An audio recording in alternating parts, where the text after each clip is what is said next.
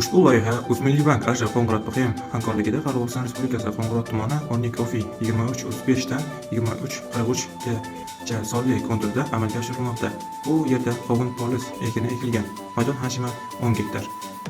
Bu yerda ekinlar zamonaviy usullar bilan parvarishlanmoqda. Hozirda ekinlar unib chiqish va gullash holatida. Ekinlarni yetishtirish 80 kun davom etadi. Yetishtirish jarayonida sug'oriladi, tabiiy va mineral o'g'itlar bilan oziqlantiriladi. Ushbu loyihaga 8 ta dehqon xo'jaliklari biriktirilgan. Har bir dehqon uchun o'rtacha 1,3 gektardan yer maydoni to'g'ri keladi. Loyihani samarali amalga oshirish uchun lider tadbirkor O'tkurbek Qo'ng'irot MChJ O'rnik kelishiga ishlab chiqarish kooperativiga biriktirilgan. Ushbu loyiha bo'yicha har bir gektardan 35 tonnadan jami 351,75 tonna hosil olish rejalashtirilgan. Mazkur ekin yig'ishtirib olingandan so'ng ikkinchi ekinga ham yuqori daromadli ekin turini ekish orqali yer egalarining daromadlari yana oshirib boriladi.